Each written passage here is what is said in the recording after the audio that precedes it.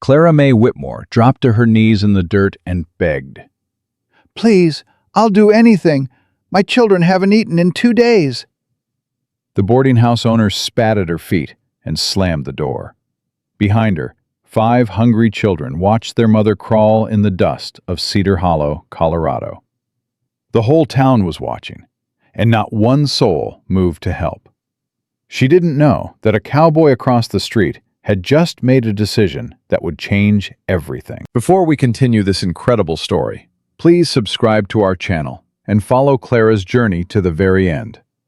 Comment below which city you're watching from so we can see how far this story has traveled. Clara May Whitmore dropped to her knees and grabbed the woman's skirt. Please, Mrs. Pemberton, 2 days. My children haven't eaten in 2 days. I'll scrub your floors. I'll wash your sheets. I'll do anything. The boarding house owner kicked her hand away. Get off me, woman. You're dirtying my dress. Please. I said, get off. The door slammed so hard, the windows rattled. Clara stayed on her knees. Dust coated her dress.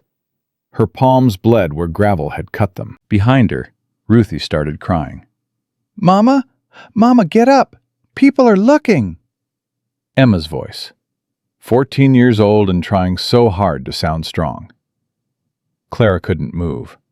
Her legs had stopped working. Her pride had finally broken. This was it. This was how the Whitmore family would end, starving in the streets of a town that didn't want them. Mama! Sam grabbed her arm and pulled. Mama, get up! Now! His voice cracked. 12 years old and terrified but refusing to show it. Clara forced herself to stand. Her knees shook, her vision blurred. I'm all right, babies. Mama's all right. She wasn't all right. She was dying inside. Mama, I'm so hungry. Ben tugged her skirt. 6 years old, ribs showing through his thin shirt. My belly hurts real bad.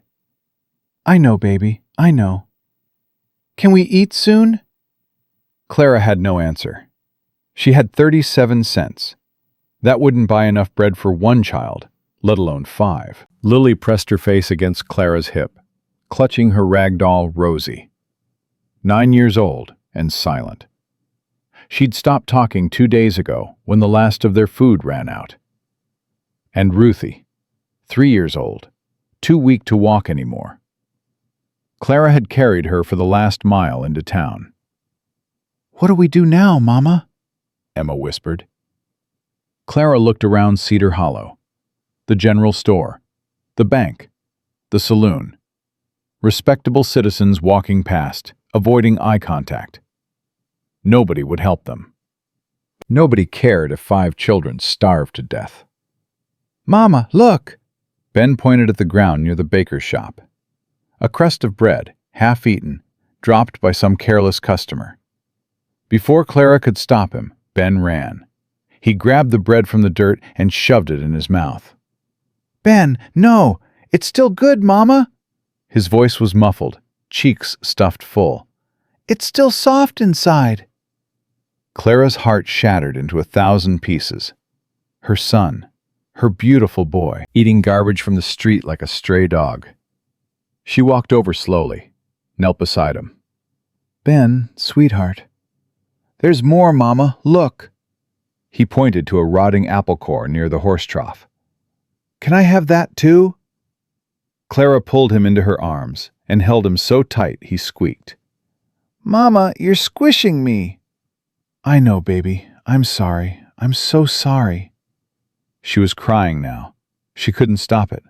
Couldn't hold it back anymore. Mama, why are you crying? I found food. Aren't you happy? I'm happy, sweetheart. Mama's so happy. She wasn't happy. She was broken. Well, well, the Kansas widow. Clara's blood turned to ice. She knew that voice. Had heard it twice already since arriving in Cedar Hollow 5 days ago. Victor Crane stepped out of the bank's shadow like a snake emerging from its hole. Expensive suit, gold watch chain, cold eyes that slid over her like she was livestock at auction. Mr. Crane. Mrs. Whitmore. He tipped his hat, but his gaze had already moved to Emma, lingered there too long. You look troubled. Clara pulled Ben behind her, shifted to block Emma from his view. We're fine. You don't look fine. You look desperate. He smiled. It didn't reach his eyes. I told you I have work for you. Good work. Roof over your head. Food for those children. And I told you no. That was before you were begging on your knees in front of the whole town. He stepped closer. His cologne was too strong, covering something sour underneath. Before your boy was eating trash from the street. Ben peeked out from behind Clara. Mama, who is this man? I don't like him. Hush, Ben. Smart boy. Crane crouched down, bringing himself to Ben's level. You know what's good and what's bad, don't you, son? Don't talk to my son. Crane stood slowly. His smile widened. Mrs. Whitmore, let me be plain. I'm offering you a position at my ranch. Housekeeper. Private quarters. You and the children would want for nothing. What kind of housekeeper lives in private quarters with her employer? The kind who understands how the world works. His voice dropped lower. You're a beautiful woman, Clara. May I call you Clara? Those children need a father. I could be very good to all of you. Clara's stomach heaved. I would rather die. Something flickered in Crane's eyes. Something dangerous. Be careful what you wish for. He glanced at the children. Summer won't last forever. When fall comes, when the cold nights set in, those young ones will suffer. Children get sick easy. Children die easy. Lily started crying softly. You're scaring my daughter. I'm telling her the truth. Crane leaned in. His breath was hot on Clara's face. I'm the only one in this town offering you anything. My patience has limits, Mrs. Whitmore. Don't test them. Get away from her. The voice came from behind, deep, calm, carrying iron underneath. Crane's expression shifted. Just for a moment, something like caution crossed his face. This ain't your concern, Callahan. Lady said no, 3 times now. You deaf or just don't care? Clara turned. The man was tall, well over 6 feet, shoulders straining against a worn leather vest. Dark hair curled under a black Stetson that had seen years of sun and rain. His jaw was rough with stubble, and his eyes, gray-blue like storm clouds, were fixed on Crane with barely contained anger. A tin star glinted on his vest. Deputy. I'm having a private conversation, Crane said. Ain't nothing private about threatening a woman and her children in broad daylight. The deputy, Callahan, stepped forward. He moved easy, balanced, like a man who knew how to fight. Walk away, Crane. Or what? Or I'll make you walk away, and you won't enjoy how I do it. The 2 men stared at each other. The whole street had gone quiet. Even the horses seemed to hold their breath. Clara watched Crane's hands. Thomas used to get that same tension in his shoulders before he threw a punch.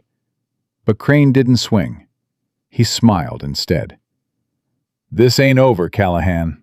He looked at Clara.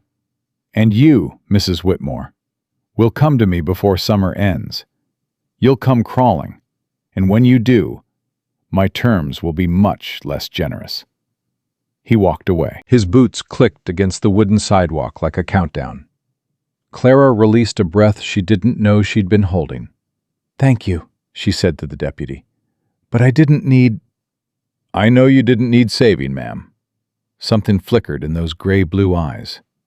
Respect. But Crane don't hear no from anybody. Figured you could use a witness. A witness? In case he tries something later. Now there's a dozen people who saw him threaten you. He nodded toward the watching townspeople. Makes it harder for him to claim otherwise. Clara hadn't thought of that. She'd been too scared to think at all. Smart. Practical. He removed his hat. Name's Josiah Callahan. Most folks call me Joe. Clara Whitmore. I know who you are, ma'am. Word travels fast in a small town. Clara stiffened. Then you know nobody wants us here. I know what people are saying. Don't mean I believe it. Mister? Ben tugged on Callahan's vest. Mister, are you a real cowboy? Ben, Clara pulled him back. Don't bother the man. But Callahan crouched down, bringing himself to eye level with her son. His whole demeanor changed, softened. I am, partner. Got a ranch about 5 miles north. Horses, cattle, the whole thing. Ben's eyes went wide. Real horses? Real horses. Got one named Biscuit. Friendliest horse you ever met. He'd like you, I think. I like horses. Ben's voice dropped. Papa never let me ride. Said I was too small and too stupid. Clara's heart clenched. Thomas's words coming out of their son's mouth. Something dark crossed Callahan's face. His jaw tightened. Well, Ben, I think you're exactly the right size. And I don't think you're stupid at all. Ben beamed. It was the first real smile Clara had seen since Kansas. Mama, can I see his horses? Can I, please? Ben, we don't even... Ma'am. Callahan stood. His voice was careful now, like he was approaching a spooked animal. I know this is forward. I know you don't know me. But I got a proposition for you. Clara's guard went up instantly. What kind of proposition? The honest kind. He held up his hands. I need a housekeeper. A real one. My ranch house ain't been properly cleaned in 2 years, and I can't cook worth a damn. I'm offering work, not what Crane was offering. And why would you offer work to a stranger? Because I got eyes, Mrs. Whitmore. His voice was quiet but firm. I see 5 children who ain't eaten properly in days. I see a mother who just begged on her knees and got spit on for it. And I see a town full of people who could help but won't. He paused. His jaw worked like he was chewing on words he didn't want to say.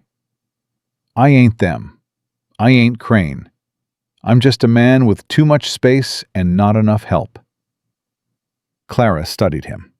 Looked for the lie. Looked for the trap. She couldn't find it. But that didn't mean it wasn't there. Separate quarters? There's a cabin behind the main house. 2 rooms, fireplace, its own entrance. You and the children would have complete privacy. I wouldn't set foot inside unless you invited me. And my duties? Cooking, cleaning, managing the house. Nothing else. I need you to understand that, ma'am. Nothing else. Emma tugged Clara's sleeve. Mama, he seems kind. Hush, Emma. But Mama... I said hush. Sam stepped forward. 12 years old, fists clenched, trying to look bigger than he was. We don't know this man. Could be worse than Crane. Could be tricking us. Callahan looked at Sam with something like approval. You're right not to trust me, son. A man should be suspicious when someone offers something for nothing. I ain't your son. No, you ain't. But you're protecting your family, and that's exactly what you should be doing. Callahan nodded slowly. I respect that. I do. Sam's jaw tightened. He didn't respond, but some of the hostility left his shoulders. Clara's mind was racing. This was dangerous, foolish. She didn't know this man from Adam. But Ben was eating garbage. Lily had stopped talking. Ruthie was getting weaker by the hour. What choice did she have? 1 month, she said. Trial period. Anything makes me uncomfortable. We leave. No questions asked. Agreed. And the children stay with me at all times. They don't work. If there's a school nearby, they attend. There's a schoolhouse 3 miles down the road. Miss Patterson runs it. Good woman. Fair. And my wages? $20 a month, plus room and board for all of you. $20. It was more than fair. It was generous. Too generous. Why? Clara demanded. Why are you really doing this? Callahan was quiet for a long moment. The street noise faded. It was just them, standing in the dust and heat. Got my reasons, ma'am. His voice was rough, guarded. Ain't ready to share them yet. Maybe someday, if you decide to stay. It wasn't an answer, but somehow it was more honest than any explanation he could have given. Clara made her decision. When do we start? Relief flooded his face. Not triumph, not satisfaction, just relief. Right now, if you're willing. My wagon's at the livery. We can get you settled before supper. Clara nodded once. Sharp. Final. Let's go then, Mr. Callahan, before I come to my senses. The preacher's wife caught Clara's arm as they passed the church. Mrs. Whitmore. Her voice was barely a whisper. Her eyes darted around, checking who was watching. I'm so sorry. I wanted to help. I begged my husband to take you in.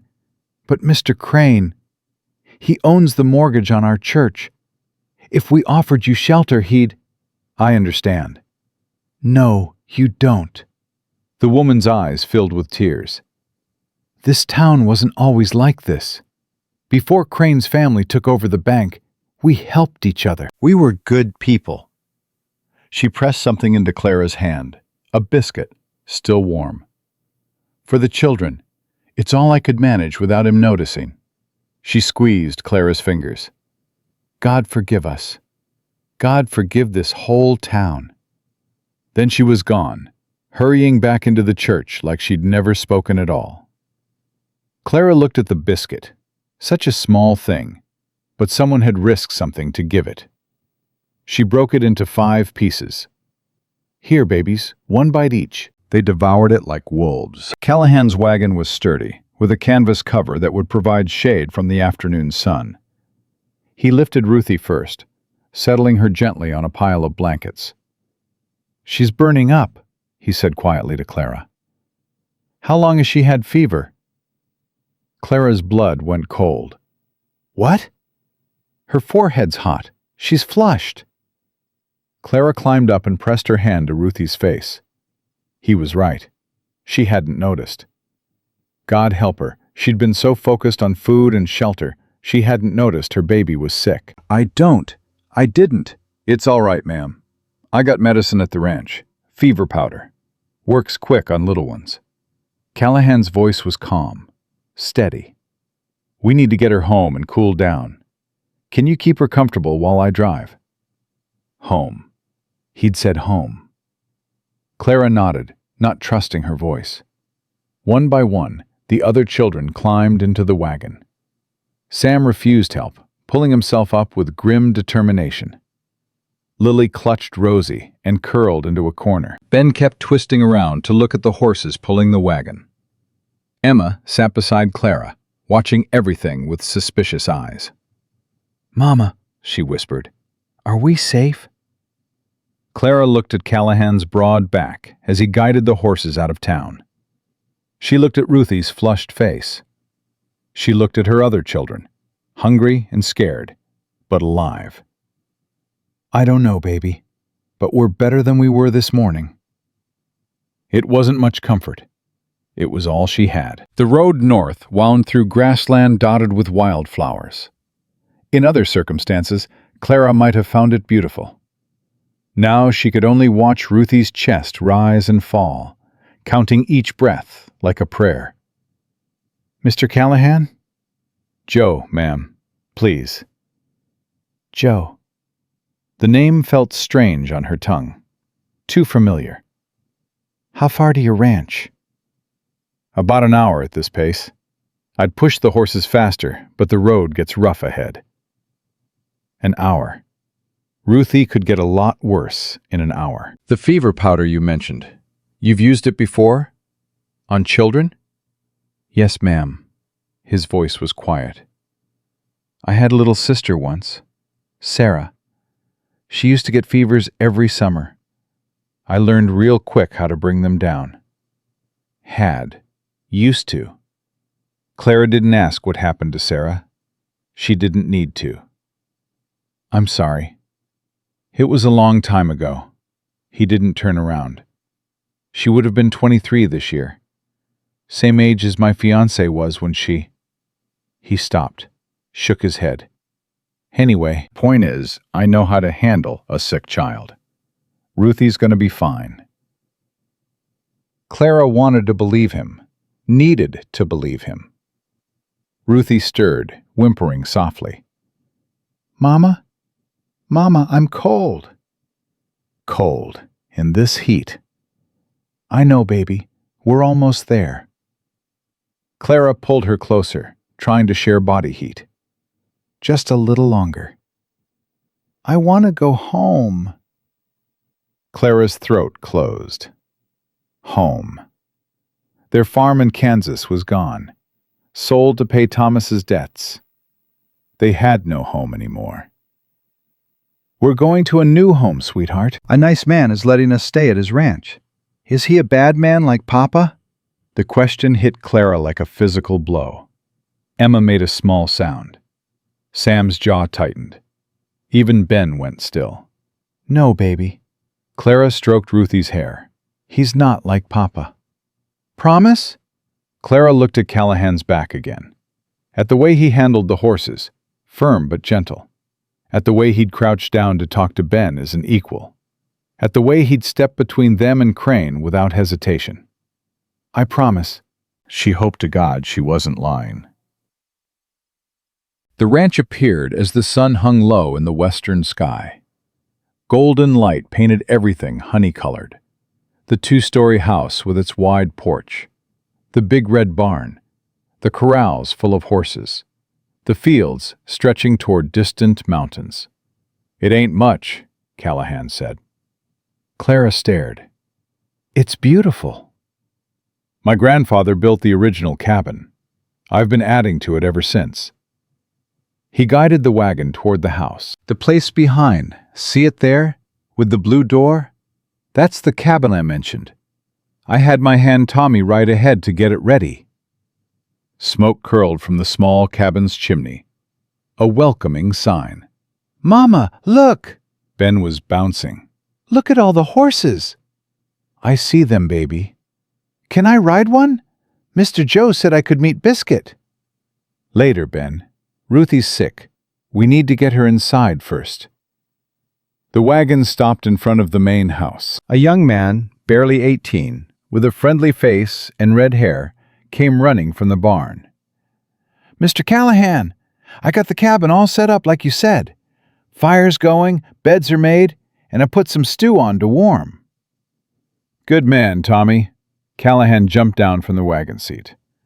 We got a sick little one. Run to the house and bring my medicine kit. The fever powder's in the blue tin. Yes, sir. Tommy sprinted toward the house. Callahan reached into the wagon and lifted Ruthie with extraordinary gentleness. Easy now, little one. We're going to get you feeling better real soon. Ruthie blinked up at him with glassy eyes. Are you an angel? Something cracked in Callahan's expression. Just for a second. No, sweetheart. Just a cowboy. He carried her toward the cabin. Clara followed close behind, the other children trailing like ducklings. The cabin was small, but perfect. One main room with a fireplace, a kitchen area with a real stove, a table with 6 chairs. A bedroom beyond held 2 beds, one large, one smaller. Clean sheets, warm fire, the smell of stew. Clara wanted to weep. Put her on the big bed. She pulled back the covers. I need to cool her down. There's a pump out back. I'll get cold water. He was gone before she could respond. Clara stripped off Ruthie's dress, leaving her in just her cotton undergarment. The little girl was burning up, skin dry and hot. Emma, find cloths. Anything we can soak in cold water. Yes, Mama. Sam, keep the other children calm. Yes, Mama. They moved without argument. Crisis had a way of focusing people. Callahan returned with a bucket of cold water. Tommy was right behind him with a leather medical kit. "The powder's in here." Callahan handed Clara a small blue tin. "Quarter teaspoon mixed with water. It tastes awful, but it works fast." Clara measured carefully, mixed it with water from a cup Tommy provided. Ruthie whimpered and tried to turn away. "I know, baby. I know it's bad, but you have to drink it." "No, Mama." "Please, sweetheart, for Mama." Ruthie drank, made a face, coughed. "Good girl. Such a good girl." They spent the next hour working. Clara applied cold cloths to Ruthie's forehead, neck, and wrists. Callahan kept bringing fresh water.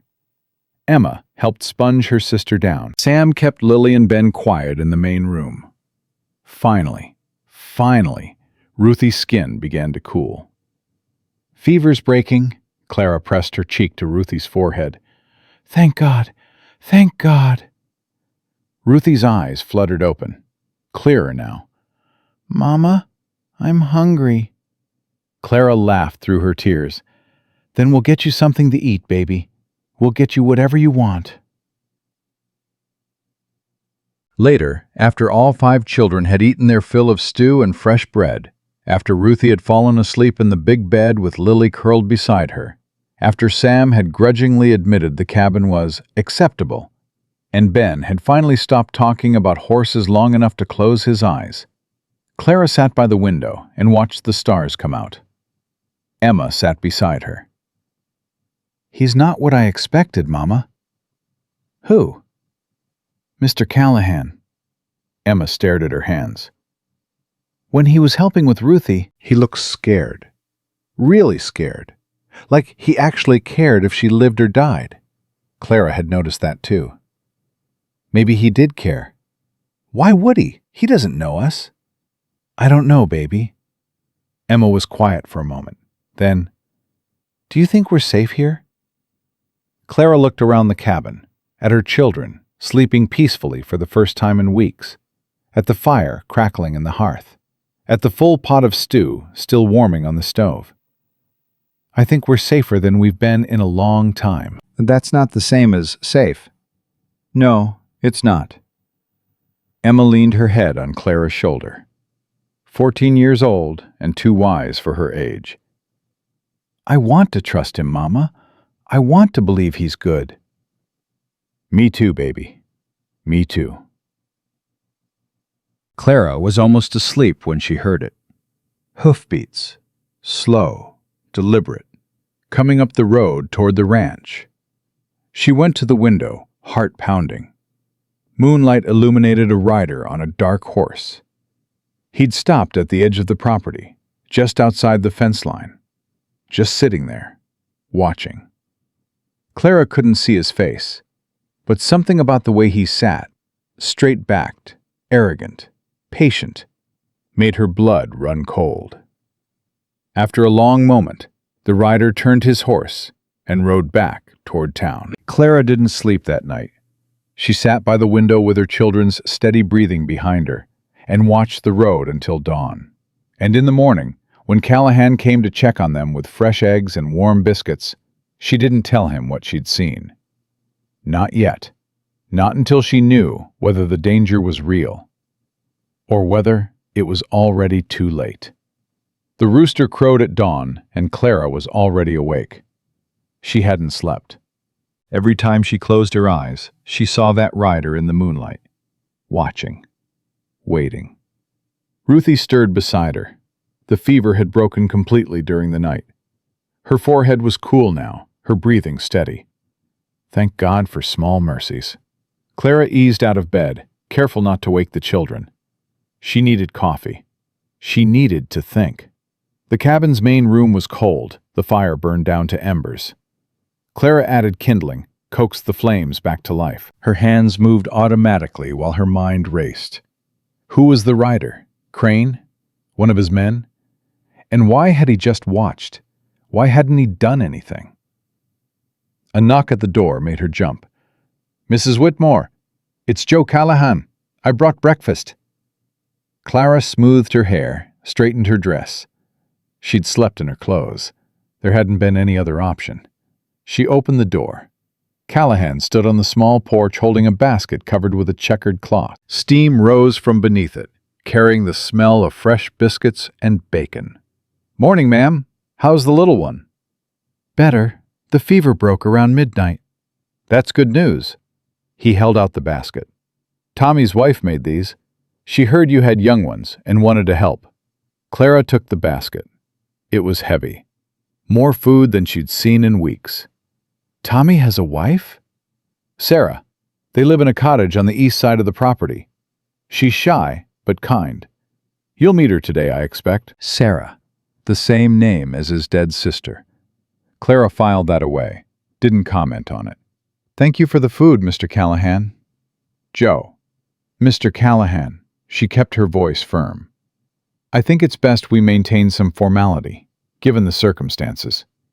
Something flickered in his eyes. Disappointment? Respect? She couldn't tell. "As you wish, ma'am." He stepped back from the door. "When you're ready, I'll show you around the house. No rush. Let the children eat first." He tipped his hat and walked away. Clara watched him go. Watched the easy way he moved, the confidence in his stride. She wanted to trust him. God help her, she wanted to. But that rider in the moonlight was still burned into her memory. The children woke to the smell of bacon. Ben came running out of the bedroom so fast he nearly tripped over his own feet. Food! Mama, is that real bacon? "It's real, baby." Can I have some? Can I have a lot? "You can have as much as you want." His eyes went wide. Really? As much as I want? Clara's heart cracked a little more. When had her son learned to expect hunger? When had "as much as you want" become a miracle? She unpacked the basket. Biscuits still warm. Thick slices of bacon. A jar of strawberry preserves. 6 hard-boiled eggs. 6. Someone had counted. Emma helped Ruthie to the table. The little girl was weak but alert, her eyes clear. Mama, I'm hungry. "I know, sweetheart. Sit down. Mama's going to fix you a plate." Sam came out last, his hair sticking up in every direction. He surveyed the food with suspicious eyes. "Where'd this come from?" "Mr. Callahan brought it. His ranch hand's wife made it." "Why?" "Because people can be kind, Sam." Clara kept her voice gentle. "I know you don't remember much kindness, but it exists. Papa said kindness is weakness. Papa was wrong about a lot of things." Sam went quiet. He sat down at the table and ate without another word. After breakfast, Clara dressed Ruthie in her cleanest clothes and instructed Emma to watch the younger children. "I need to see the main house. Learn my duties." Can I come? Ben bounced on his toes. Mr. Joe said I could meet Biscuit. "Not yet. Maybe later." But Mama... "Later, Ben. I promise." His face fell, but he didn't argue. Clara stepped outside. The morning sun was already warm, promising another hot day. The ranch spread out before her, bigger than it had seemed last night. The main house was 100 feet away. 2 stories, white-painted wood, a wraparound porch with rocking chairs. Flowers grew in boxes beneath the windows. Someone had cared about this place once. Callahan was waiting on the porch. "Ready for the tour, ma'am?" Ready. He led her inside. The house was a mess. Not dirty exactly, just neglected. Dust covered every surface. Dishes were stacked in the kitchen sink. Clothes lay draped over chairs, waiting to be washed or mended. "I told you I wasn't much of a housekeeper," Callahan said. He sounded almost embarrassed. "This isn't bad housekeeping, Mr. Callahan. This is a man who gave up." He flinched. She'd hit a nerve. "That's fair," he said quietly. "I did give up. For a while." Clara wanted to ask why, wanted to know what had broken this strong man so thoroughly that he'd let his home fall apart around him. But that wasn't her business. Her business was getting paid and keeping her children safe. Where should I start? Kitchen, maybe? I haven't had a proper cooked meal in months. Been living on beans and jerky. Then I'll start with the kitchen. She spent the morning scrubbing, washing dishes, wiping down counters, organizing the pantry. The physical work felt good. It kept her hands busy while her mind sorted through everything. Callahan came and went, checking on her progress, asking if she needed anything. Each time, he kept a respectful distance, never came too close, never lingered too long. Around noon, there was a knock at the back door. Clara opened it to find a young woman about 20 years old holding a pie. "Mrs. Whitmore? I'm Sarah, Tommy's wife." She had a soft voice and kind brown eyes. "I heard you had little ones. I made this for them. Apple pie. Kids like apple pie, don't they?" Clara took the pie. It was warm, the crust golden brown. "This is very kind of you, Sarah." "It's nothing. I know what it's like to be new somewhere." Sarah glanced around nervously. "I should go. Tommy doesn't like me wandering far." Is he good to you?" Sarah looked surprised by the question. Then she smiled. "Tommy's wonderful. Best man I ever knew, except for Mr. Callahan." Her smile faded slightly. "We worry about him, you know, Mr. Callahan. He's been alone too long. It's not good for a man to be alone." Before Clara could respond, Sarah was gone, hurrying back across the property toward her cottage. Clara stood in the doorway, holding the pie, thinking about loneliness. She knew about that. Thomas had made sure she understood exactly how alone a woman could be, even in a marriage. At midday, Clara brought lunch to the cabin. The children fell on the food like they hadn't eaten breakfast hours ago. "Slow down," she warned. "You'll make yourself sick." "Mama, when can I see the horses?" Ben asked around a mouthful of bread. "Don't talk with your mouth full." He swallowed dramatically. "Mama, when can I see the horses?" "Ask Mr. Callahan, politely." "Where is he?" "In the barn, I think." Ben was out the door before Clara could stop him. "Ben! Benjamin Thomas Whitmore!" But he was already running across the yard, legs pumping, heading straight for the big red barn. Clara sighed. "Emma, watch the others. I need to make sure your brother doesn't get himself killed." She found Ben in the barn, standing in front of a stall where a gentle-looking brown horse was stretching its neck toward him. Callahan was there too, watching with an amused expression. "This is Biscuit," Ben announced. "Mr. Joe says he's the friendliest horse on the whole ranch." "Ben, you can't just run off like that." "But Mama, look at him. He's so beautiful." The horse did seem friendly. It was nuzzling Ben's hand, looking for treats. "He likes you," Callahan said. "Biscuit doesn't like everyone. You should feel honored." Ben's whole face lit up. "Really? He likes me? Mama, did you hear? Biscuit likes me." "I heard, baby." Callahan reached into his pocket and pulled out a sugar cube. "Want to give him a treat?" Ben looked at Clara with pleading eyes. "Go ahead." Ben took the sugar cube and held it out on his flat palm, just like Callahan showed him. Biscuit lifted up gently, and Ben giggled. "That tickles." Clara watched her son laugh. Really laugh, full and free. When was the last time she'd heard that sound? "Thank you," she said quietly to Callahan. "He needed this." Every boy needs a horse to love. I learned that from my father. Only good thing he ever taught me. There was pain in those words. Old pain, scarred over but not healed. Clara understood that too. "Your father was difficult?" "My father was a drunk and a coward." Callahan's voice was flat. "After my mother died, he stopped being a man. Stopped being anything. Left me and my sister to fend for ourselves while he crawled into a bottle. I'm sorry.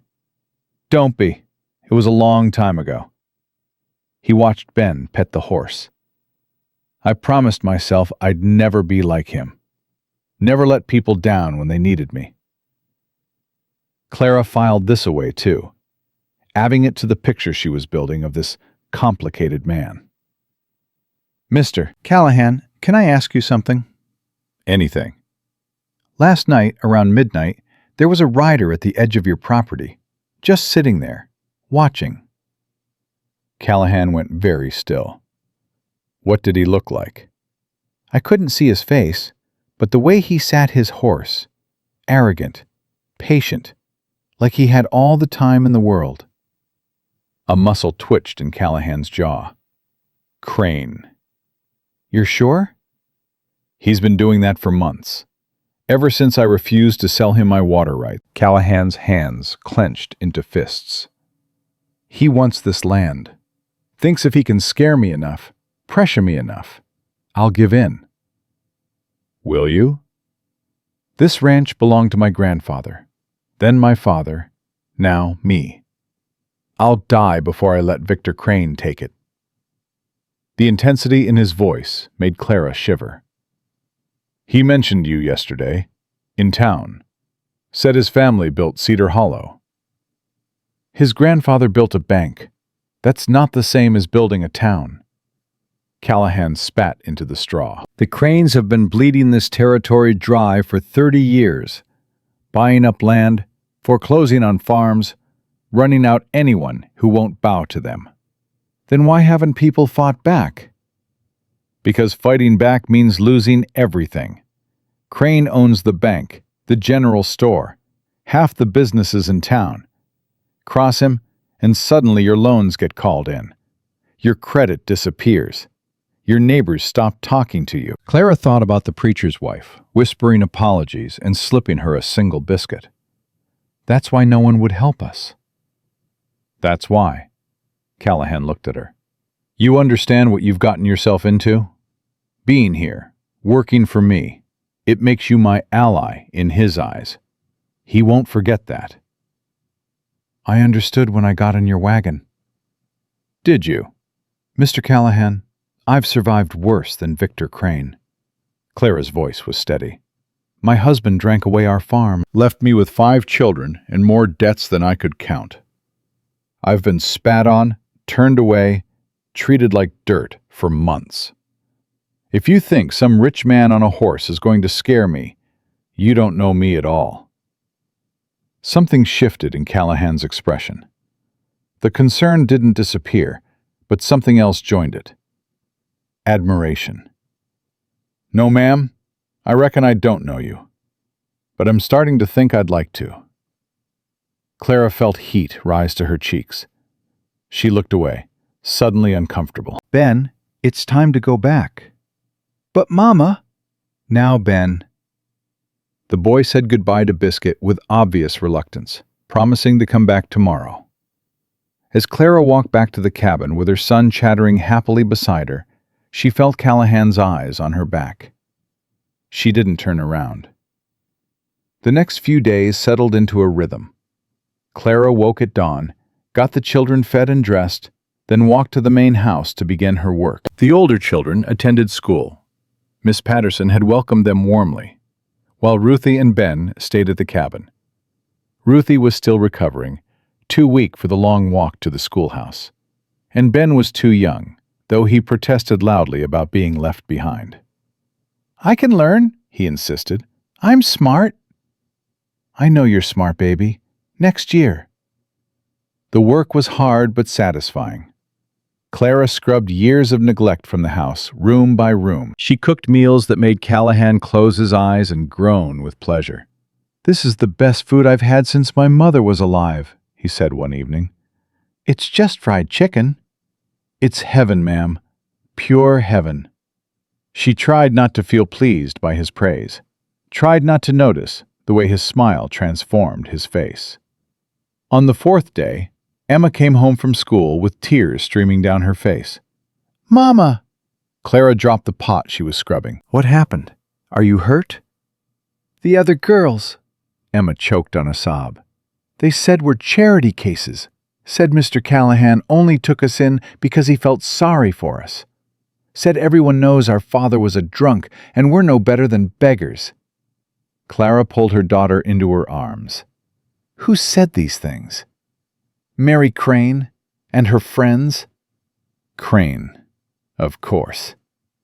Mary Crane is a bully whose father taught her that money makes her better than other people. She's wrong. But Mama, everyone was laughing. Even the teacher didn't stop them. Clara felt rage building in her chest. Her daughter, her sweet, hard-working daughter, humiliated by a child. Where are Sam and Lily? Sam stayed. He said he wasn't going to run. Lily's outside. She won't stop crying. Clara found Lily huddled behind the cabin, clutching Rosie and sobbing. They called me dirty, Lily whispered. They said my dress was ugly and I smelled bad. Clara gathered both her girls and held them while they cried. When the tears finally stopped, she dried their faces and looked them in the eyes. Listen to me, both of you. What those girls said was cruel and wrong, but it says more about them than it does about you. But everyone believes it, Emma said. Do you believe it? No, but... Do I believe it? No. Does Mr. Callahan believe it? Emma hesitated. I don't know. Then let's ask him. Callahan was in the barn when Clara found him. She told him what had happened, watching his face carefully. His expression went from confused to angry to something she couldn't quite name. Where are the girls? In the cabin. He strode past her without another word. Clara followed, curious and slightly worried. Callahan knocked on the cabin door. Emma answered, her eyes red and swollen. Mr. Callahan? Miss Emma, Miss Lily. May I come in? He sat at the table across from the two girls. Clara stood by the fireplace, watching. I heard what happened at school today, he said. I want you to know something, both of you. He leaned forward, his voice serious but gentle. Your father's mistakes are not your mistakes.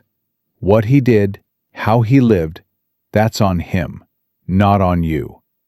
You are not defined by where you came from or what other people think of you. You're defined by what you do, how you treat people, who you choose to be. Emma stared at him. Do you really believe that? I know it. Because I used to be ashamed of my father, too. He was a drunk, just like yours. Worse, probably. For years I thought his weakness was my weakness, that I was doomed to be just like him. What changed? I decided to be different. I built this ranch. I helped people when I could. I proved, to myself and everyone else, that I wasn't my father. He reached across the table and gently touched Emma's hand. You can do the same thing. Both of you can. Lily sniffled. But the other girls... The other girls are children who've been taught to be cruel. You can be better than them.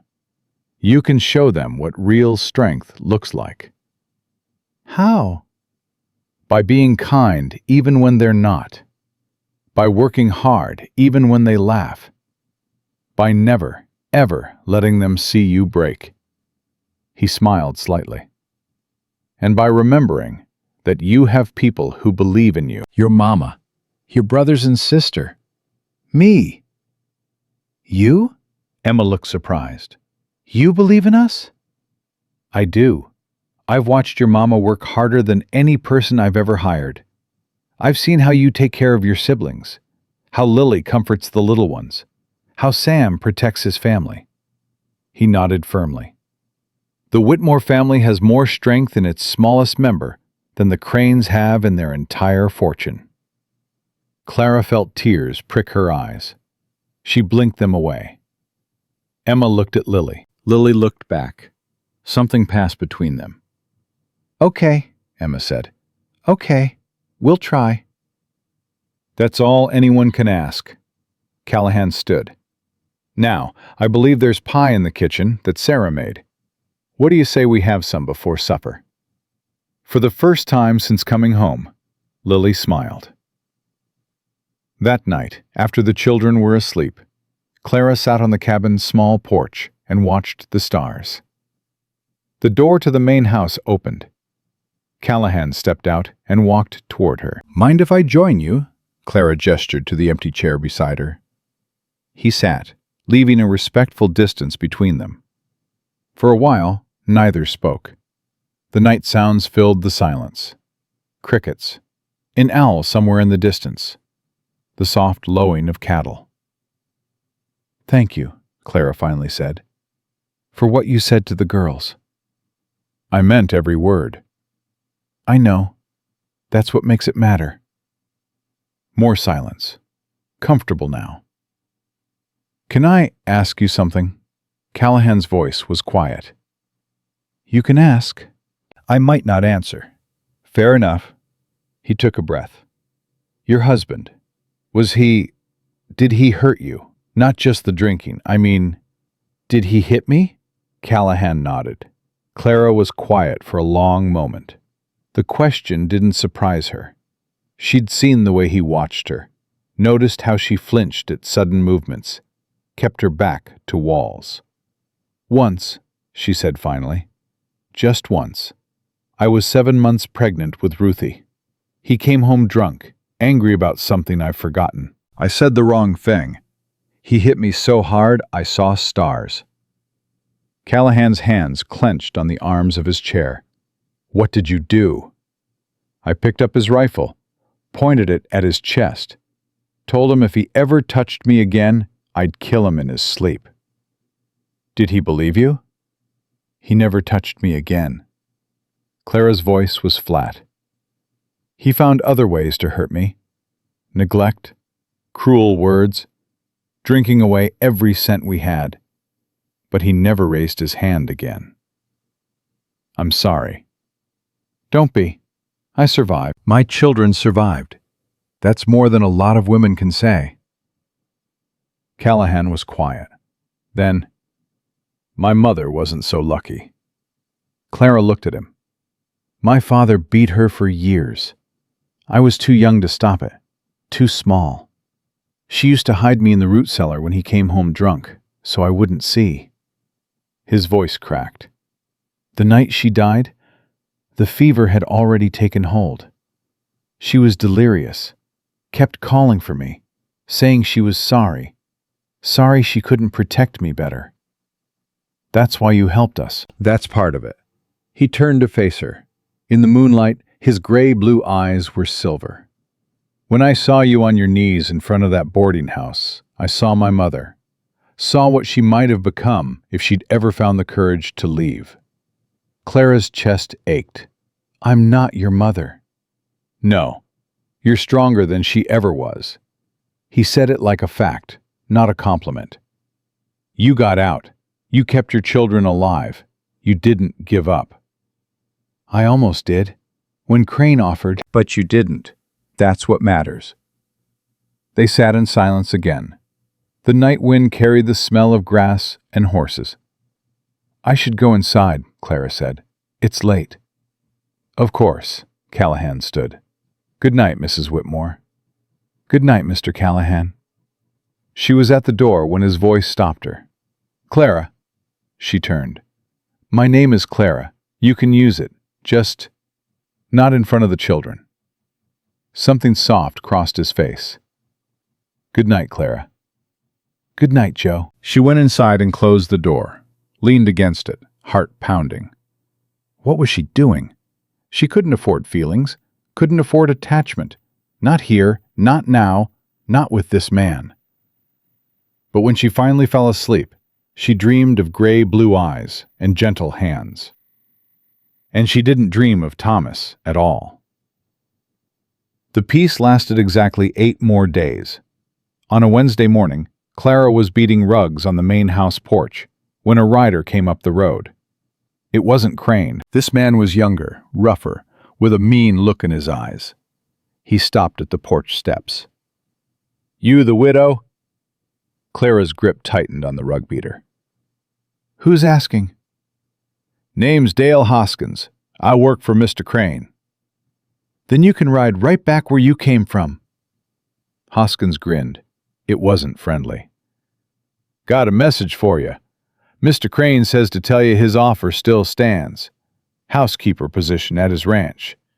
Says you should think about it careful. I've thought about it. The answer is no. See, that's what I told him you'd say. Hoskins leaned forward in his saddle. He also said to mention that accidents happen on ranches, especially to children. Horses spook. Tools go missing. Wells get poisoned. Clara's blood turned to ice. Get off this property. I'm just delivering a message, ma'am. And I'm just telling you to leave before I get Mr. Callahan's rifle. What's going on here? Joe's voice came from behind her. Clara didn't turn, didn't take her eyes off Hoskins. This man was just delivering threats from Victor Crane. Joe walked down the porch steps until he was standing between Clara and the rider. His hand rested casually on the pistol at his hip. That true, Dale? Just passing along information, Callahan. No need to get hostile. Information about accidents happening to children sounds like a threat to me. Take it however you want. Hoskins gathered his reins. Point is, mister, Crane wants what he wants. Always gets it, too. Might want to remember that.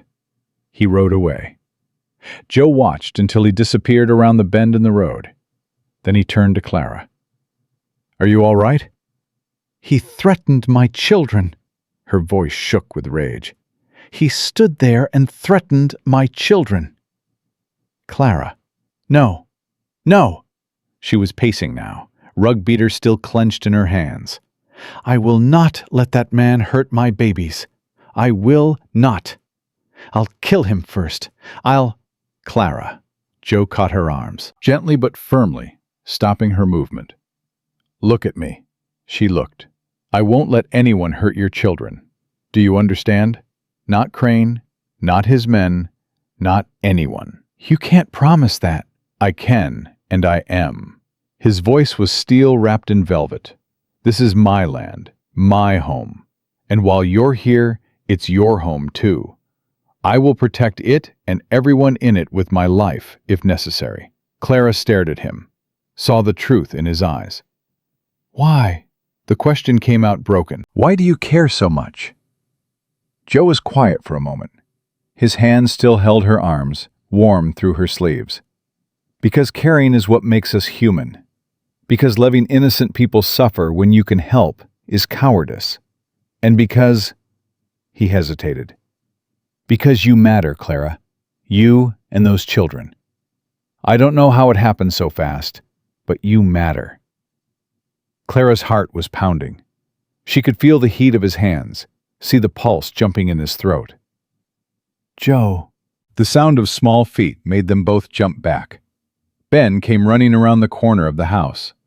Mama! Mama! Ruthie won't wake up! She's breathing funny, and she won't wake up! All other thoughts vanished. Clara ran. Ruthie lay in the bed like a broken doll. Her breathing was shallow, ragged, each inhale a battle. Her skin had turned gray, her lips tinged with blue. Clara dropped to her knees beside the bed. Ruthie! Ruthie, baby, wake up! Mama's here! No response, not even a flutter of eyelashes. How long has she been like this? Joe was right behind her, his voice tight. I don't know. I checked on her an hour ago. She was sleeping normal. Clara pressed her hand to Ruthie's forehead. Cold. Too cold. She was getting better. She was getting better. Ben, run to the barn. Tell Tommy to ride for the doctor in town, fast as he can. Ben was crying, frozen in the doorway. Ben! Joe's voice cracked like a whip. Now! The boy ran. Clara was pulling back the blankets, checking Ruthie's body for signs of injury, illness, anything that would explain this. Her fingernails are blue. Joe, her fingernails are blue. Keep her warm. I'll get more blankets. She's not feverish. She's cold. Why is she cold? Joe returned with an armload of quilts. They piled them on Ruthie's small body, tucked them around her. "Talk to her," Joe said. "Keep talking. She needs to hear your voice." "Ruthie, sweetheart, Mama's right here." You need to wake up now, baby. Can you do that for Mama? Can you open your eyes? Nothing. Emma burst through the door with Lily and Sam behind her. School must have let out early. "Mama, what's wrong with Ruthie?" "Stay back, Emma. I need space." "But Mama, I said stay back." The sharpness in Clara's voice made all three children freeze. Joe stepped in. "Emma, I need you to boil water.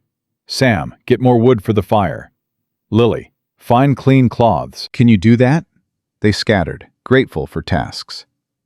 Clara kept talking to Ruthie, kept stroking her hair, her face, her cold little hands. "Remember when you were 2 and you tried to eat a grasshopper? You thought it was candy because it was green. Remember that, baby? You spit it out so fast and made the funniest face. Sam laughed so hard milk came out his nose." Ruthie's eyelids flickered. "That's it, sweetheart. That's it. Come back to Mama." Ma. The voice was barely a whisper, thin as paper. "I'm here, baby. I'm right here." Ruthie's eyes opened, glassy, unfocused, but open. "Mama, I feel funny. My tummy hurts." "Where does it hurt, sweetheart? Show Mama." Ruthie's small hand moved to her stomach, low, on the right side. Clara's blood turned to ice. "Joe!" He was beside her instantly. "She's pointing to her belly, low right side." Joe's face went white. "That's where the appendix is." "I know what it is." Clara's voice cracked. "My cousin died of a burst appendix. She was 8 years old. The doctor is 20 miles away. How long will Tommy take?" 3 hours there, 3 hours back. Maybe more if the doctor isn't home." 6 hours. Ruthie didn't have 6 hours. There has to be another way. Someone closer. Joe ran a hand through his hair. "There's a woman, lives about 5 miles east. They call her Granny Morton. She's not a real doctor, but she knows medicine. Herbs, poultices, things the old-timers used. Get her." "Clara, she's—" "Get her, now. I'll do whatever it takes, but I am not letting my daughter die." Joe grabbed his hat and ran. The next hour was the longest of Clara's life. She stayed by Ruthie's side, keeping her talking, keeping her conscious. The little girl drifted in and out, sometimes lucid, sometimes mumbling nonsense. "Mama, am I dying?" The question hit Clara like a physical blow. "No, baby, you're not dying." Mama won't let you die. Tommy Baker died. Mary Crane said he got sick and his mama couldn't save him. "I'm not Tommy Baker's mama. I'm your mama, and I will never, ever let anything happen to you. Promise?" Clara's throat closed. She couldn't promise, couldn't guarantee anything. But she looked into her daughter's frightened eyes and did the only thing she could. "I promise, sweetheart. Mama promises." Ruthie's hand found hers and squeezed weakly. "Okay, Mama. I believe you." Emma appeared with a cup of warm water. Should she drink something? "I don't know. I don't know if it will help or make it worse. Mama, you always know what to do." "Not this time, baby." Clara's voice broke. "Not this time." Sam stood in the doorway, his young face hard with the effort of not crying. "Mama, is Ruthie going to die?" "No." "You don't know that." "I said no, Samuel, and that's final." He stared at her for a long moment. Then he nodded once and went back to feeding the fire. Lily sat in the corner, clutching Rosie, rocking back and forth. "Please don't die, Ruthie. Please don't die. Please don't die." The whispered prayer filled the cabin like smoke. Ben crawled into Clara's lap, something he hadn't done in months. Mama, I'm scared. I know, baby. Mama's scared too. Is being scared okay? Being scared is human, sweetheart. What matters is what we do when we're scared. What do we do? Clara hugged him tight. We stay together. We hold on. We don't give up. Hoofbeats outside.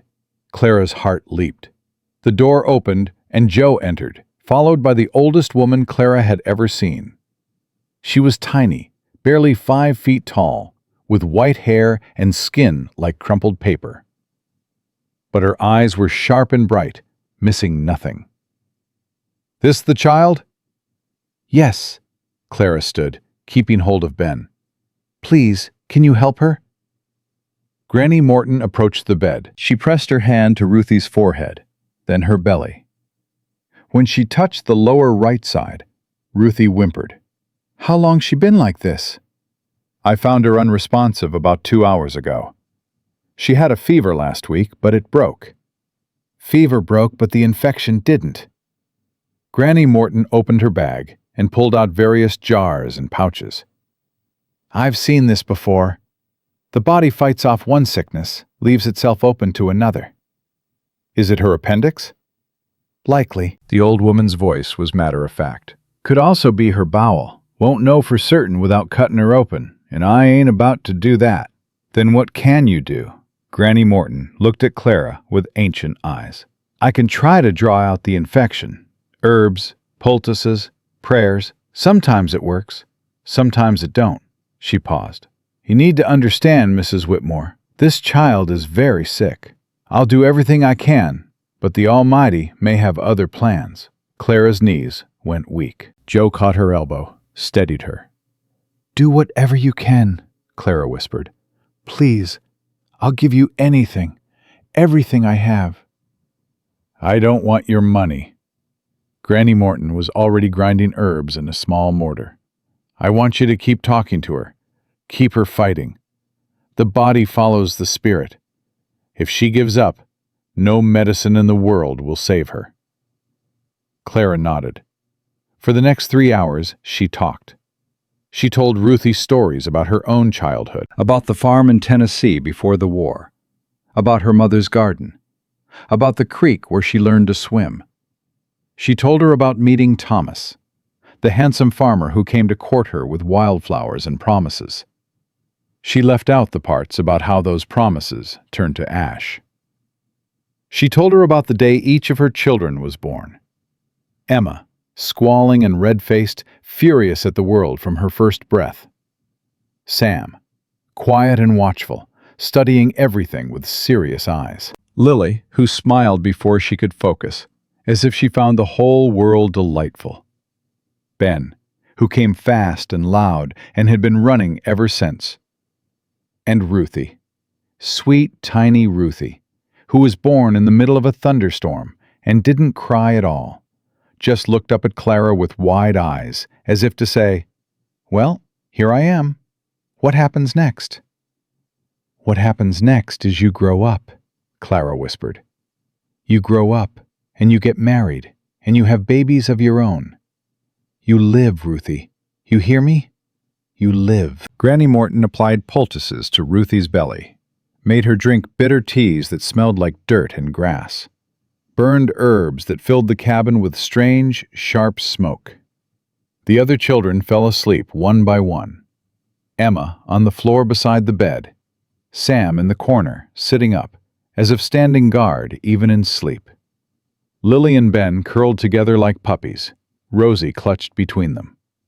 Joe stayed too. He didn't speak much, just kept the fire going, brought fresh water, did whatever Granny Morton asked. Around midnight, Ruthie's fever spiked. "That's the fight," Granny Morton said. "Her body's trying to burn out the infection.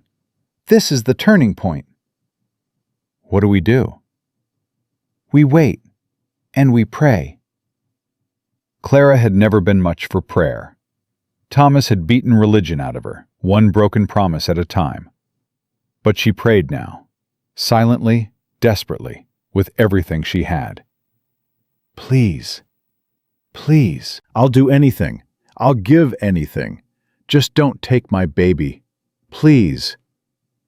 Joe's hand found hers in the darkness. She didn't pull away. At 3 a.m., Ruthie's fever broke. Her breathing eased. Color returned to her cheeks. The blue faded from her lips and fingernails. Granny Morton checked her belly, pressed on the tender spot. Ruthie didn't whimper. "The swelling's going down. The infection's passing." The old woman sat back with a long sigh. "She's going to live." Clara collapsed. Joe caught her before she hit the floor, eased her into a chair. "Breathe, Clara. Just breathe." She was crying, laughing, both at the same time. Tears streaming down her face, gasping for air, overwhelmed by relief so intense it was almost painful. "She's going to live. She's going to live." "She is. You did it." "I didn't do anything. Granny Morton." "You kept her fighting." The old woman was packing her bag. "I told you, the body follows the spirit. You kept her spirit from giving up." Clara couldn't stop crying. Joe held her, just held her, letting her fall apart in his arms. "I've got you," he murmured. "I've got you. It's over. It's over." When Clara finally pulled herself together, dawn was breaking. Granny Morton was gone. She'd left instructions for Ruthie's care and refused any payment. "Buy something nice for that child," she'd told Joe. "Something to make her smile.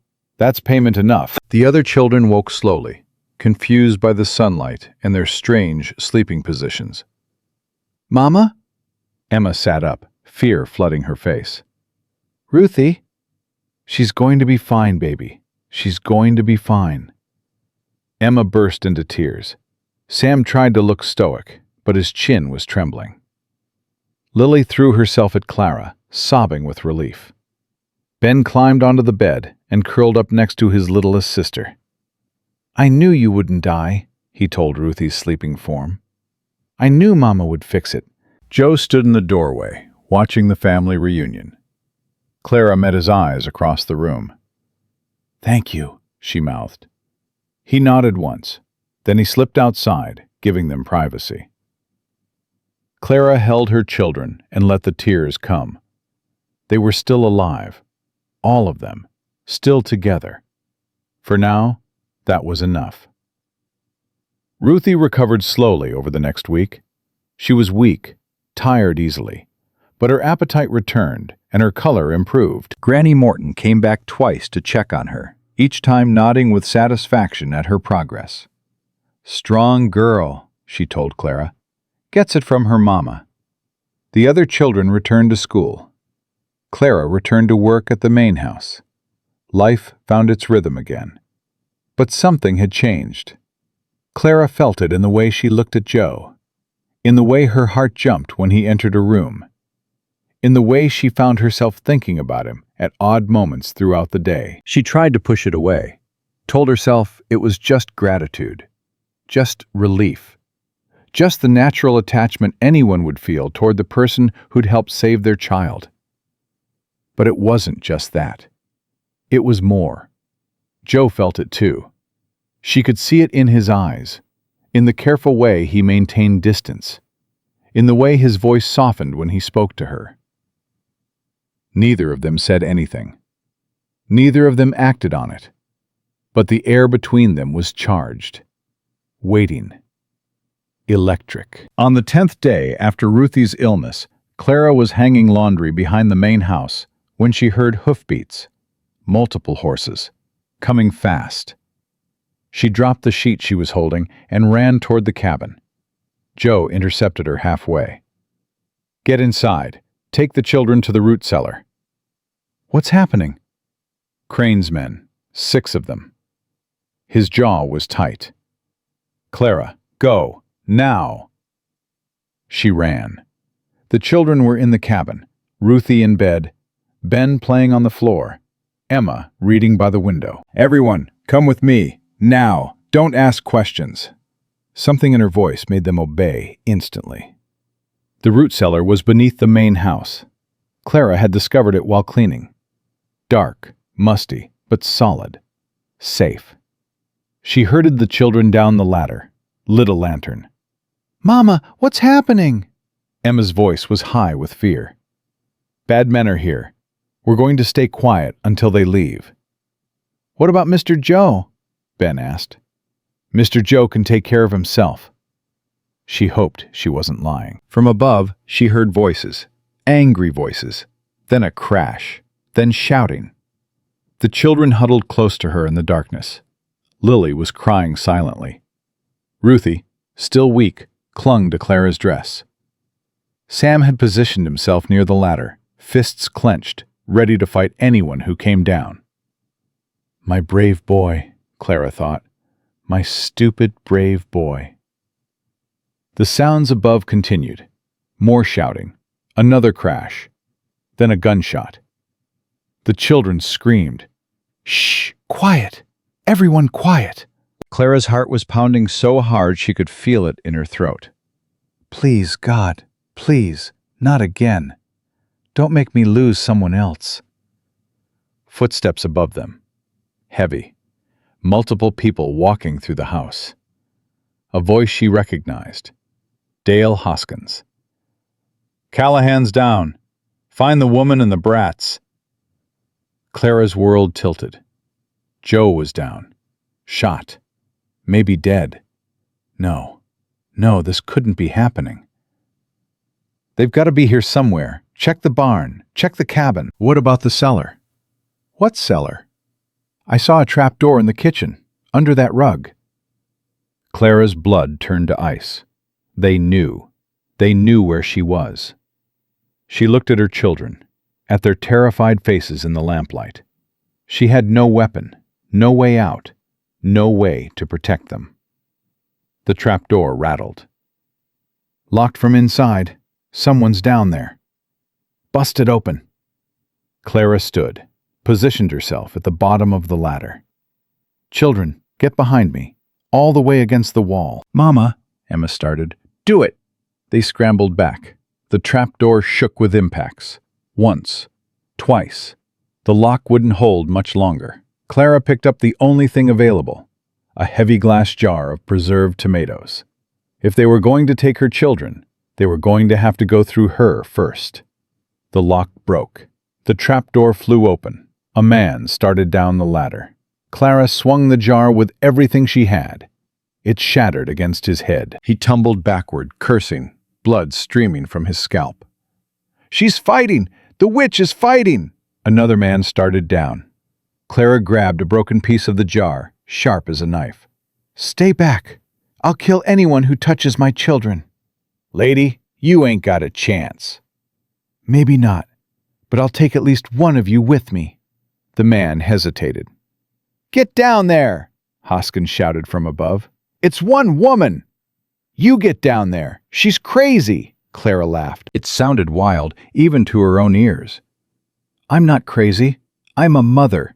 Now get out of my cellar before I start cutting. A long moment of silence. Then another voice. Calm, cold, familiar. That's enough. Victor Crane. He appeared at the top of the ladder, looking down at Clara with those reptile eyes. Mrs. Whitmore, I warned you this would happen. You shot Joe. Mr. Callahan is alive, wounded but alive. Whether he stays alive depends entirely on you. Clara's hand shook. The broken glass glinted in the lamplight. What do you want? What I've always wanted. You, working for me, under my protection. I'd rather die. That can be arranged. Crane's voice didn't change. But I think you'd rather your children lived, wouldn't you? Clara looked at her babies, at Emma's fierce face, Sam's clenched fists, Lily's tears, Ben's terror, Ruthie's weakness. They needed her, alive. She could fight, could probably take down one or two more men before they overwhelmed her. But then what? What would happen to her children? The broken glass fell from her fingers. If I come with you, you let them go, all of them. You don't touch a single hair on their heads." "Mama, no!" Emma screamed. "You don't touch Joe either. You leave this ranch alone." Crane smiled. It was the most terrifying thing Clara had ever seen. "You have my word." Clara knew his word was worthless, but it was all she had. "Then I'll come with you." She climbed the ladder on numb legs. At the top, Hoskins grabbed her arm roughly. "Not so tough now, are you?" Clara spat in his face. He raised his hand to hit her, but Crane stopped him. "Damaged goods are worth less. Remember that." They dragged her toward the door. Clara looked back once, saw her children climbing out of the cellar, saw Emma holding the others back, tears streaming down her face. "I love you," Clara called. "I love you all. Be brave." Then they shoved her through the door, and she couldn't see them anymore. Outside, Joe lay crumpled on the ground, blood soaking his shirt. He was alive, breathing. His eyes found hers. "Clara, no." "I'll be fine," she lied. "Take care of my children." "Clara!" They threw her onto a horse, tied her hands to the saddle horn. As they rode away, Clara looked back at the ranch that had almost become home, at the man who had almost become something more. Then the road turned, and they were gone. The rope cut into Clara's wrists with every jolt of the horse. She didn't feel it. All she could feel was the hollow ache where her heart used to be. Her children's faces burned behind her eyes. Emma's scream, Sam's clenched fists, Lily's tears, Ben's terror. Ruthie, still too weak to stand, watching her mother being dragged away. She had left them. She had left them to save them. Please, God, let it be enough. Crane rode beside her, silent, smug. His men surrounded them like wolves escorting prey. "You're making the right choice, Mrs. Whitmore." Clara didn't respond. "The silent treatment? That's fine. You'll learn to be more agreeable in time." "I'll never be agreeable to you." Crane smiled. "We'll see." The ride to Crane's ranch took 2 hours. Clara memorized every turn, every landmark, every detail that might help her escape. Because she would escape. She had to. Her children needed her. Crane's ranch was bigger than Joe's, grander.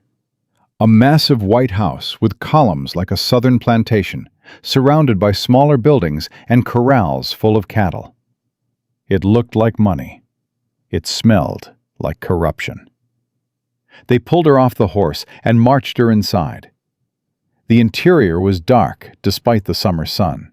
Heavy curtains blocking the windows, expensive furniture crowding every corner. A prison dressed up as a palace. "Take her to the east room," Crane ordered. "Make sure she's comfortable, but not too comfortable." They shoved Clara into a small bedroom on the second floor. The door locked behind her with a heavy click. Clara stood in the middle of the room, breathing hard. "Think, think, you have to think." The window was barred. The door was solid oak. No furniture heavy enough to use as a battering ram. She was trapped. For now. Clara sat on the edge of the bed and forced herself to breathe slowly. Panic wouldn't help. Despair wouldn't help. She needed to be smart, patient, ready. Joe was alive. She'd seen him breathing. If she knew anything about that man, it was that he wouldn't give up. He'd come for her. She just had to survive until he did. Hours passed. The sun moved across the barred window. Shadows lengthened. No one came. Clara's mind kept circling back to her children. Were they safe? Had Crane kept his word? Was Joe getting medical attention? She didn't know. Couldn't know. The uncertainty was worse than any physical pain. Finally, as darkness fell, the door opened. Crane entered carrying a tray of food. "Dinner. You must be hungry." Clara didn't move. I'm not going to poison you, Mrs. Whitmore. You're much more valuable to me alive. Valuable how? Crane set the tray on a small table. Roast chicken, fresh bread, a glass of wine. You're an intelligent woman. Surely you figured it out. You want to use me against Joe? Partly. Crane settled into a chair, crossing his legs. Callahan has been a thorn in my side for years, refusing to sell his water rights, blocking my access to the northern range, inspiring other small ranchers to resist me. So this is about land. Everything is about land, Mrs. Whitmore. Land and power. The two things that actually matter in this world. Clara stared at him, at his expensive clothes, his cold eyes, his absolute certainty that he could take whatever he wanted. You're pathetic. Crane's smile didn't waver. Am I? You have money, influence, more than most men could dream of, and it's not enough. You need to destroy everyone around you just to feel powerful. That's a fascinating analysis. My husband was the same way. He had a farm, a family, everything a man could want, and he drank it all away because he couldn't stand that I was stronger than him. For the first time, something flickered in Crane's eyes. Not anger exactly. Interest. You compared me to your husband. A drunk. A failure. If the boot fits. Crane stood slowly. He walked toward her until he was close enough to touch. Clara didn't flinch. You have spirit, Mrs. Whitmore. I appreciate that. It's going to make breaking you so much more satisfying. You won't break me. Everyone breaks eventually. He reached out and touched her face. His fingers were cold. Some people just take longer than others. Clara grabbed his wrist and twisted. Crane yelped, surprise flashing across his face. Touch me again, and I'll rip your arm off. She released him. He stumbled back, rubbing his wrist, staring at her with new eyes. You are something, aren't you? I'm a mother who's been through hell. There's nothing you can do to me that's worse than what I've already survived. Crane laughed. It sounded genuine, which made it worse. Oh, Mrs. Whitmore, I do believe we're going to have an interesting time together. He left. The door locked behind him. Clara let out a shaking breath. She'd made him angry. That was dangerous. But she'd also made him uncertain. That was useful. She looked at the food. Her stomach ached with hunger, but she didn't trust anything Crane gave her. She drank the water. She had to stay hydrated, but left everything else untouched. Then she lay down on the bed, fully clothed, and stared at the ceiling. Sleep wouldn't come. Not with her children out there somewhere. Not with Joe bleeding. Not with her future so uncertain. But she could rest, could conserve her strength. Because when the chance came, and it would come, she needed to be ready. The chance came sooner than she expected. 3 days into her captivity, one of Crane's maids brought her breakfast. The girl was young, maybe 16, with frightened eyes and shaking hands. Ma'am, your breakfast? Clara studied her, saw the bruise on her wrist, poorly hidden by her sleeve. Saw the way she flinched at every sound. What's your name? The girl looked startled. Ma'am? Your name, what is it? Molly, ma'am. How long have you worked here, Molly? 2 years, ma'am. The girl's voice dropped. Since my pa died and my ma couldn't pay the mortgage. Crane owns your mother's farm? Yes, ma'am. Clara felt rage building in her chest. Another family destroyed. Another life stolen. Molly, I need you to do something for me. Fear flooded the girl's face. I can't, ma'am. If Mr. Crane finds out... He won't find out. I just need you to get a message to someone. Who? Joe Callahan, at the ranch north of town. Can you do that? Molly hesitated. Clara could see the war playing out on her face. Fear of Crane against something else. Hope, maybe. Or just the desperate need to fight back against the man who'd trapped her. What's the message? Tell him I'm alive. Tell him I'm in the East Room, second floor. And tell him... Clara paused. Tell him I'm sorry I didn't say it when I had the chance. Say what, ma'am? Clara looked at the girl with clear eyes. He'll know. Molly nodded once, quickly, then hurried out. Clara had no idea if the message would get through. No idea if Joe was even well enough to receive it. But it was something. A tiny thread of hope in the darkness. She clung to it with everything she had. That night, she heard gunshots. Clara ran to the window, pressing her face against the bars, trying to see. Men were shouting. Horses were whinnying. More shots, closer now. Her heart pounded. Was it Joe? Had he come? Heavy footsteps in the hallway. The door crashed open. Hoskins stood there, gun in hand, face twisted with rage. Your Cowboy's here. Brought half the territory with him. Clara's heart soared. You're coming with me. Hoskins grabbed her arm. Mr. Crane wants you where Callahan can see you. He dragged her through the house, down the stairs, out onto the front porch. The scene outside was chaos. Torches blazed in the darkness. Men on horseback surrounded the house, at least 20 of them.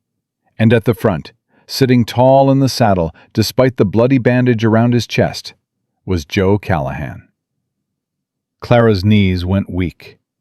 He was alive. He'd come. That's far enough, Callahan, Crane's voice rang out. He stood on the porch beside Clara, a pistol pressed to her temple. One more step and she dies. Joe raised his hand. The men behind him halted. Let her go, Crane. I don't think so. Mrs. Whitmore has become quite valuable to me. She's not your property.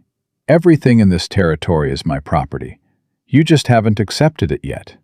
Clara could feel the cold metal against her head, could smell Crane's cologne, sharp and sickening. But she wasn't afraid. Not anymore. Joe, she called out. Joe, I'm all right. Clara, listen to me. Whatever happens, take care of my children. Promise me. Nothing's going to happen to you. Promise me. Joe's face was anguished. I promise, but I'm not letting him take you. You don't have a choice, Crane said. Lower your weapons, all of you, or I'll scatter her brains across this porch. Nobody moved. Clara looked at Joe, at the man who'd saved her, sheltered her, cared for her children like they were his own. The man who'd come for her, with a bullet wound in his chest and an army at his back. The man she loved. She knew it now, had known it for weeks, had been too scared to admit it. Joe, she said softly, I need to tell you something. Clara, don't, I love you. The words hung in the air. Joe's face transformed. Pain, joy, desperation, love, all of it mixed together. Clara, I love you too. I've loved you since the moment you stood up to Crane in that street. I was just too much of a coward to say it. You're not a coward. You're the bravest man I've ever known. How touching, Crane sneered. A declaration of love before the tragedy. Very poetic. Shut up, Clara said. Then she moved. She'd been waiting for this moment, watching Crane, learning his patterns. He held the gun to her head, but his arm was extended, off balance. If she moved fast enough, unexpected enough. She dropped. Her body went limp, falling straight down. Crane's gun fired, but the bullet went high, missing her by inches. Before he could adjust, Clara drove her elbow into his stomach. Crane doubled over. She grabbed his gun hand, twisted, heard something crack. The pistol fell. Clara picked it up and pressed it against Crane's forehead. Don't move. Everything stopped. The men on horseback stared. Hoskins stared. Even Joe stared. Clara stood on the porch with Victor Crane at her mercy, his own gun in her hands, her chest heaving with adrenaline. "Mrs. Whitmore," Crane gasped. "Let's be reasonable." "Reasonable? You kidnapped me, threatened my children, shot the man I love." Clara cocked the gun. "Give me one reason I shouldn't pull this trigger." "Because you're not a murderer." "You don't know what I am." "Clara." Joe's voice was calm, gentle. "Clara, look at me." She didn't take her eyes off Crane. "I'm listening." "If you kill him, you become him. Everything he represents. All that darkness. He deserves to die." "Maybe, but you deserve better than carrying that weight for the rest of your life." Clara's hand was shaking now. The rage was so hot, so consuming. This man had hurt her family, threatened her children, terrorized an entire territory. She wanted him dead. She wanted it so badly. "Mama?" The voice came from behind Joe's men. Clara's heart stopped. Emma pushed through the riders, Sam right behind her. They must have followed, must have insisted on coming. "Mama, please don't." Clara looked at her daughter, at her son, at the fear in their eyes. Not fear of Crane, fear of what their mother might become. The gun lowered. "Get him out of my sight!" Joe was off his horse in an instant. His men swarmed the porch, grabbing Crane, grabbing Hoskins, securing the others. Clara stood frozen, the gun still hanging from her fingers. Joe reached her first. He took the gun gently, set it aside, and pulled her into his arms. "I've got you. It's over. I've got you." Clara broke. All the fear, all the rage, all the grief she'd been holding back came flooding out. She sobbed against his chest, clutching his shirt, feeling his heart beat against her cheek. "I almost killed him," she gasped. "I wanted to kill him." "But you didn't." "I was so close." "But you didn't." Joe pulled back, cupped her face in his hands. "You chose mercy. You chose to be better than him. That's who you are, Clara. That's the woman I love." Emma reached them, throwing her arms around both of them. Sam stood awkwardly to the side until Clara pulled him in too. "My babies," she whispered. "My brave, stupid babies. You shouldn't have come." "We had to, Mama," Emma said. "We couldn't let you fight alone." "You're never alone," Sam added. His voice was rough, trying to hide the emotion. "You taught us that." Clara held them tight. Around her, the chaos continued. Men shouted orders. Crane was dragged away, screaming threats and promises of revenge. Torches flickered in the darkness. But in Clara's world, there was only this: her children, Joe, family. The ride back to Callahan Ranch took forever and no time at all. Clara sat in front of Joe on his horse, too exhausted to ride on her own. His arms surrounded her, steady and warm. The other children were waiting when they arrived. Lily ran to Clara before she'd even dismounted, nearly pulling her off the horse with the force of her hug. "Mama! Mama, you came back!" "I came back, sweetheart. I'll always come back." Ben attached himself to her leg. "Mama, I was so scared. Tommy said bad men took you, but Mr. Joe would save you, and he did." "He did, baby. Mr. Joe saved me." Even Ruthie was there, sitting in Sarah's arms, still weak, but awake and smiling. "Mama, I missed you." "I missed you too, sweetheart. More than you'll ever know." Clara gathered all 5 children and held them as long as her arms would allow. The relief was overwhelming, almost painful in its intensity. They were safe, all of them, together. Joe stood to the side, giving her space, but when Clara finally released her children and turned to him, His eyes were bright with emotion. "Thank you," she said. "Thank you for coming for me, for not giving up." "I'll never give up on you, Clara. Not ever." How did you even... The wound?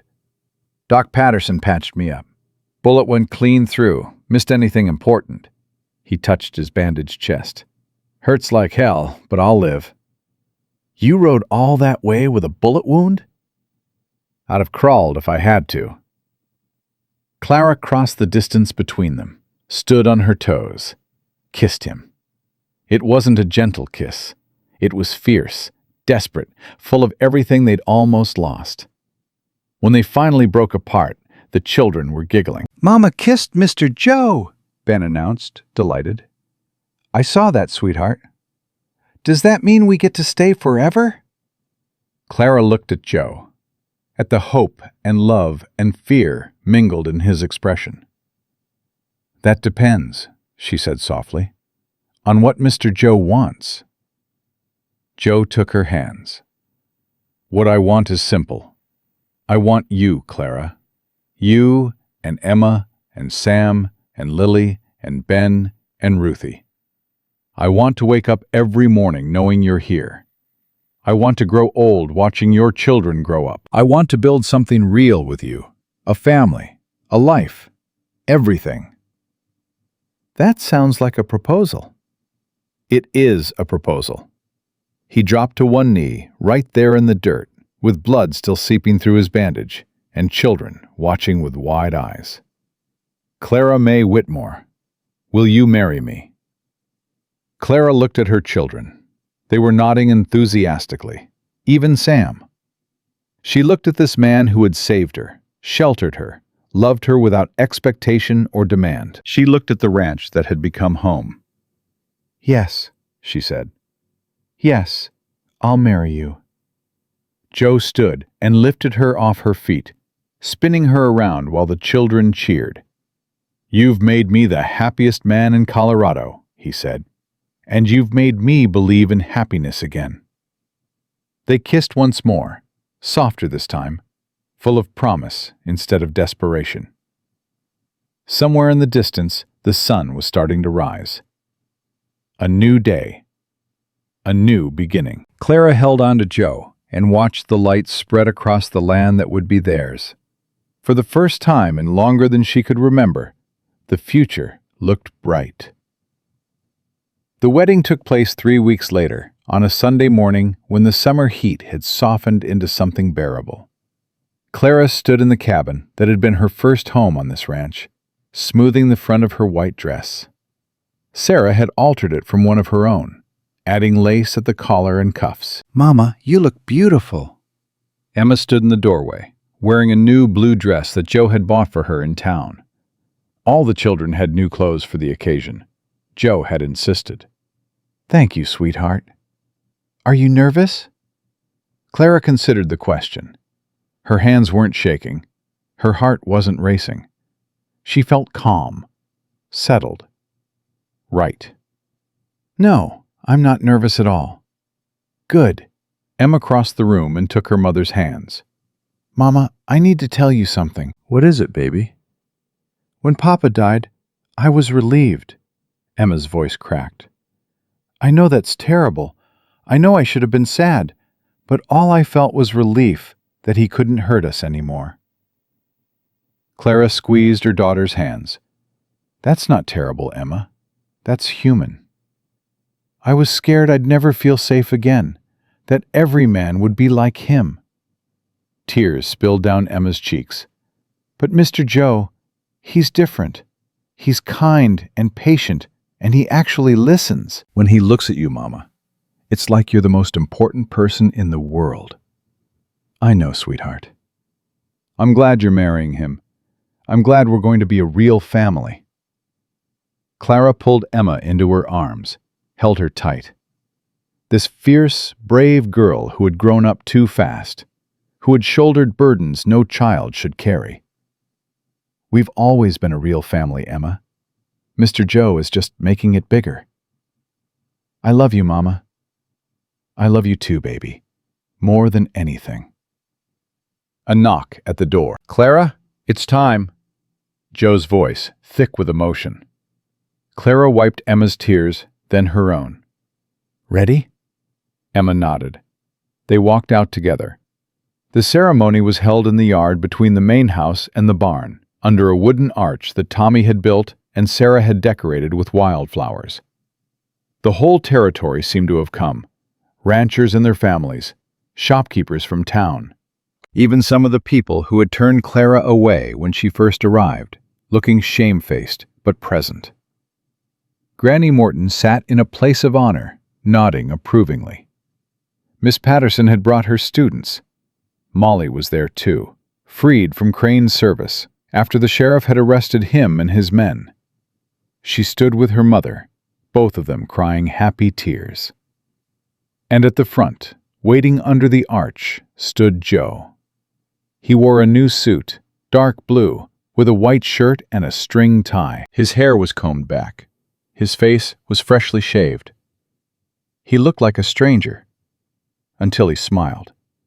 Then he was just Joe, her Joe, the man who had stopped her from walking into despair and offered her hope instead.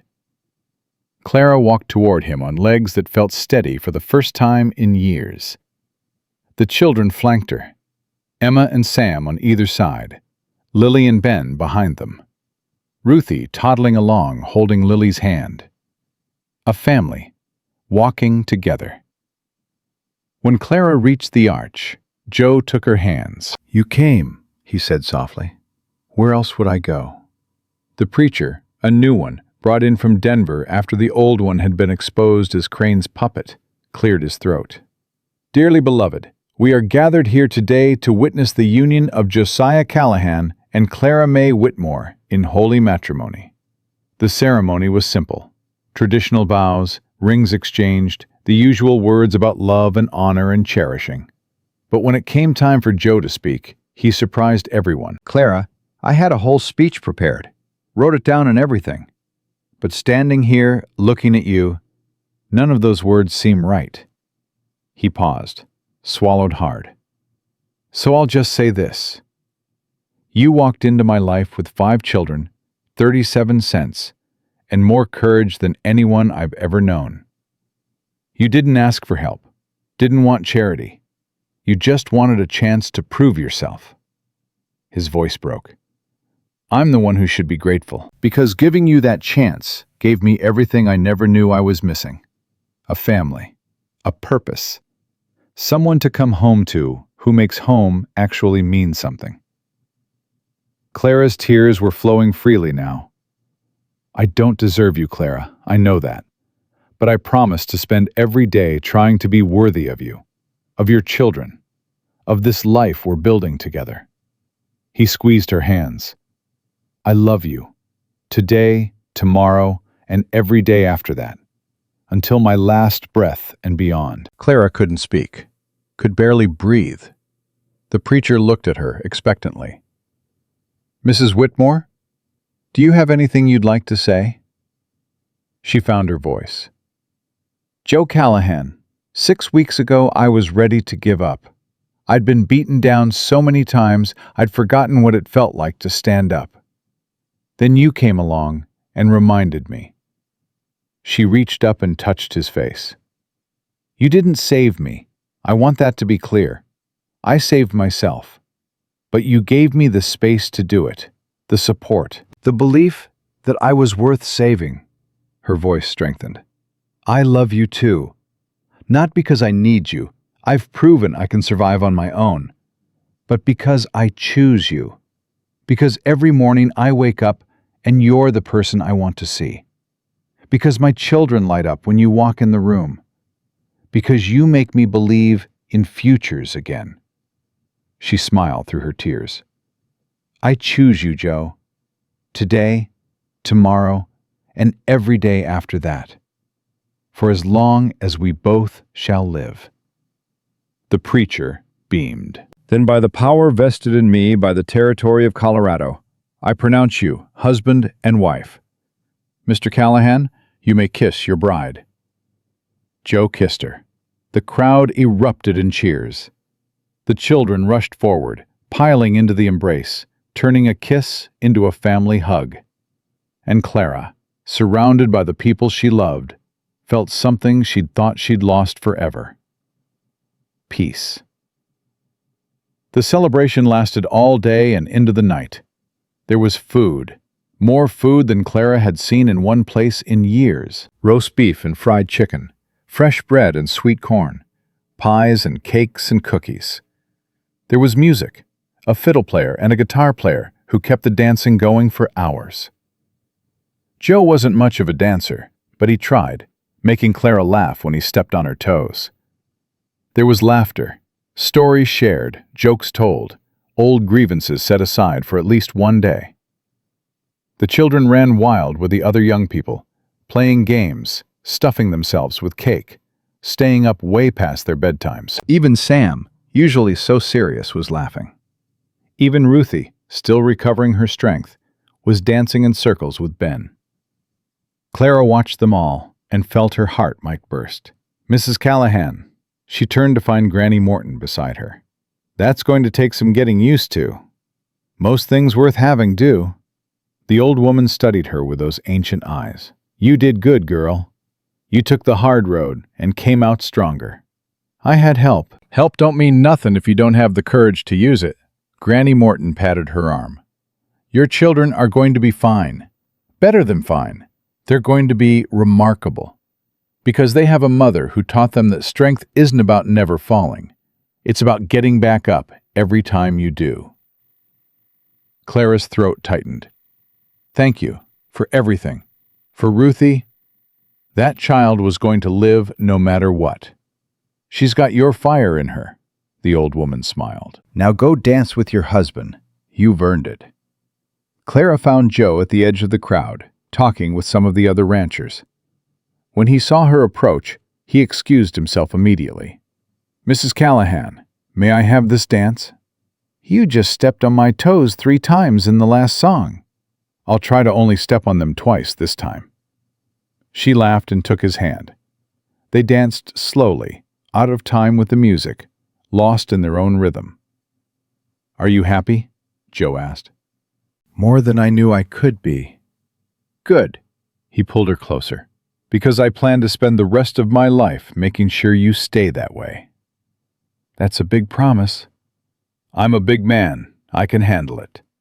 Clara rested her head on his chest and let the world fade away. This moment, this man, this life, it was more than she'd ever dared to hope for. Victor Crane's trial took place in August. The territorial judge came down from Denver to preside. Half the town testified against Crane, including Molly, who told her story with trembling voice and iron spine.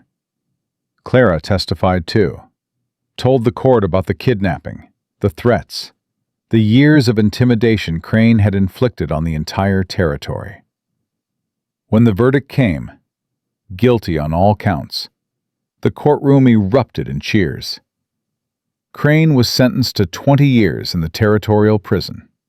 His ranch was seized and sold, the proceeds distributed among his victims. His men scattered. Hoskins disappeared, rumored to have fled to Mexico. The others took what jobs they could find, their power gone with their master. Cedar Hollow began to heal. The families Crane had terrorized started rebuilding. The shopkeepers who had been afraid to help now offered credit and kindness. The preacher's wife, the one who had slipped Clara a biscuit on that terrible first day, became a regular visitor to the ranch. "I should have done more," she told Clara one afternoon. "Should have been braver. You did what you could. That's all anyone can do. You did more than that. I had more to lose." Mrs. Patterson started hosting community dinners at the church, bringing together families who had been divided by fear. The school expanded, new businesses opened, and at the center of it all, the Callahan Ranch prospered. Joe's cattle bred strong.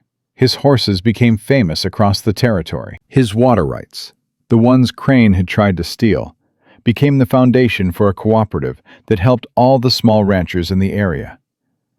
Clara managed the household, with the same fierce efficiency she'd used to survive on her own.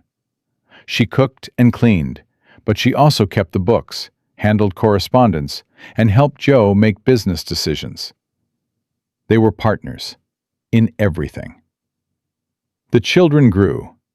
Emma turned 15, then 16, then 17. She became a teacher's assistant at Miss Patterson's school, patient and kind with the younger students. When a young man from a neighboring ranch started calling on her, Joe threatened to shoot him if he ever disrespected her. The young man was very respectful. Sam worked the ranch alongside Joe and Tommy, growing into a strong, steady young man. He still didn't talk much, but when he did, people listened. Joe started talking about making him a partner someday.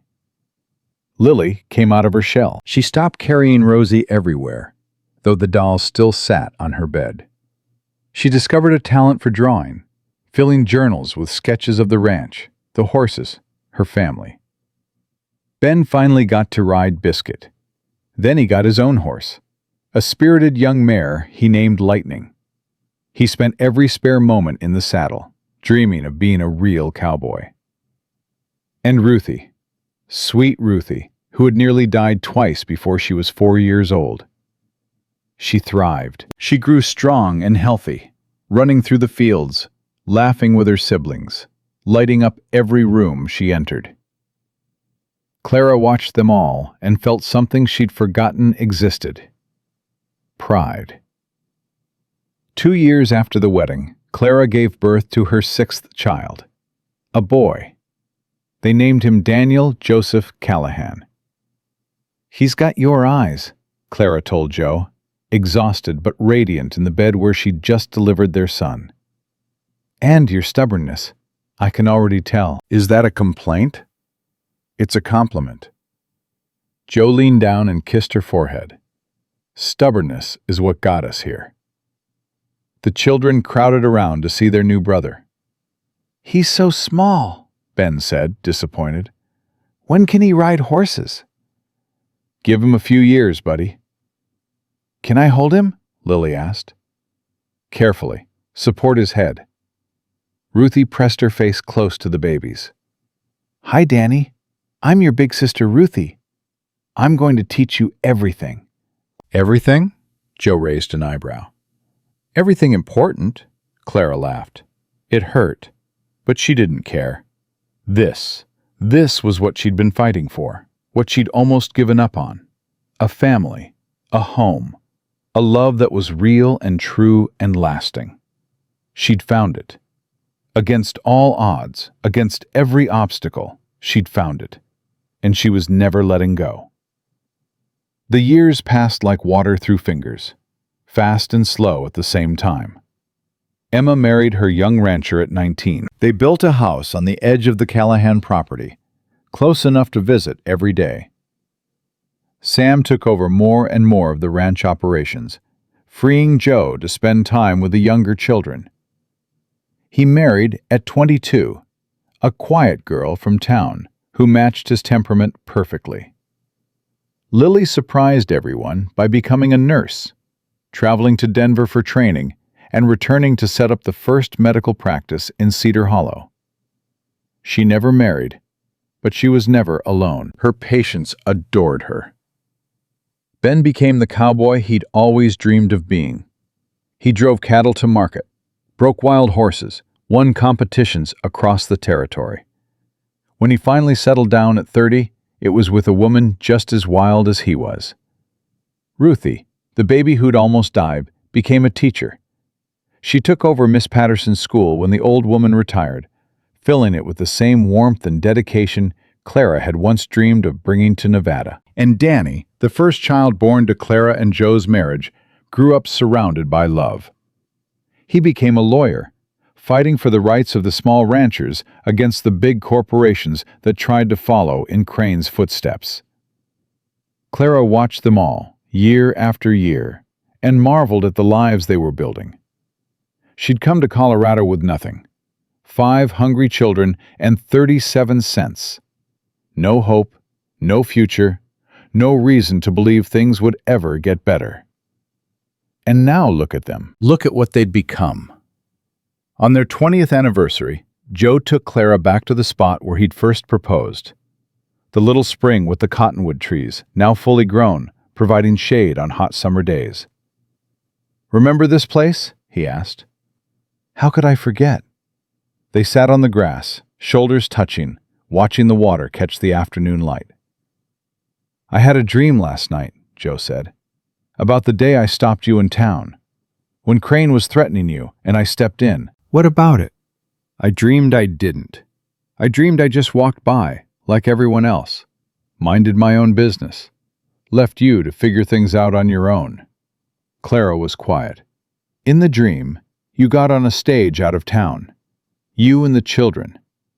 I never saw you again." Joe's voice cracked. "I woke up in a cold sweat. Had to check that you were still there beside me." I'm still here. "I know, but it made me think." He turned to face her. "All these years, I've told myself I saved you." That stepping in that day was some kind of heroic act. It was. No, it wasn't. He shook his head. "I was selfish, Clara. I saw something I wanted, someone I wanted, and I went after it. The heroism was yours. You could have refused my offer, could have kept walking, kept fighting on your own. Instead, you took a chance on a stranger. That was the brave choice." Clara reached up and touched his face. 20 years of marriage hadn't dimmed her love for him. If anything, it had deepened, grown roots that went down to bedrock. We saved each other, Joe. That's what love is. Two people choosing to be strong together instead of struggling alone. When did you get so wise? I've always been wise. You're just slow to notice. He laughed and pulled her close. They sat there as the sun sank lower, painting the sky in shades of orange and gold. 20 years, 7 children, countless struggles and victories, sorrows and joys, and still, sitting here with him, Clara felt like they were just beginning. Clara May Callahan died on a Tuesday morning in the spring of 1923. She was 68 years old. Her hair had gone silver. Her hands, once strong enough to threaten Victor Crane with his own gun, had grown gentle and soft. But her eyes never lost their fire. She passed peacefully, surrounded by her family. All 7 children were there. 14 grandchildren. 3 great-grandchildren. Joe held her hand until the very end. I love you, she whispered, her voice barely audible. "I love you too. Always have, always will." Take care of them. Our family. "I will. I promise." She smiled. That smile he'd fallen in love with 45 years ago, when she was a desperate widow with fire in her eyes and courage in her heart. I'm not scared, she said. I thought I would be, but I'm not. Why not? Because I did what I came here to do. I raised my children, Loved my husband, built a life worth living. She squeezed his hand weakly. "No regrets, Joe. Not one. Not even the hard parts? Especially not the hard parts. They made us who we are." She closed her eyes, and she was gone. Joe Callahan lived another 8 years.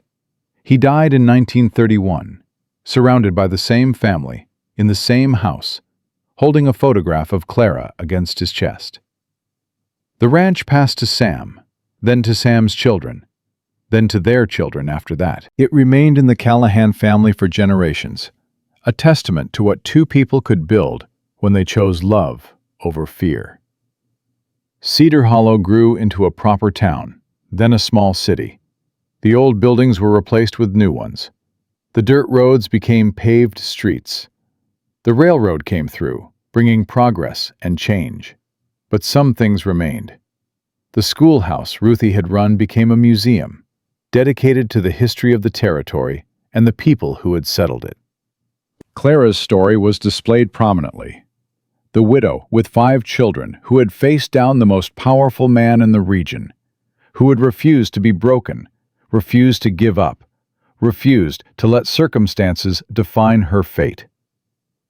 Visitors came from all over to read about her, to see the cabin where she'd first stayed, to stand at the spring where Joe had proposed. Her descendants kept her memory alive.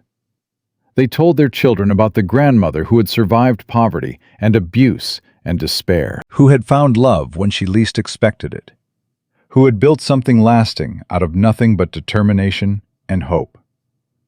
And somewhere, in some version of forever, Clara May Callahan smiled, because this was her legacy. Not the ranch, not the money, not even the family, though that mattered most of all. Her legacy was the proof that it's never too late to start over. That courage isn't the absence of fear, but the decision to keep going anyway. That love, real love, the kind that supports and respects and grows, is always worth the risk. She had come to Colorado with nothing. She had left it with everything. And her story, passed down through generations, continued to remind people of a simple truth. No matter how dark the night, morning always comes. No matter how desperate the circumstances, hope always survives. And no matter how broken you feel, love can always put you back together. Clara May Callahan knew this better than anyone, because she had lived it every single day until her very last breath.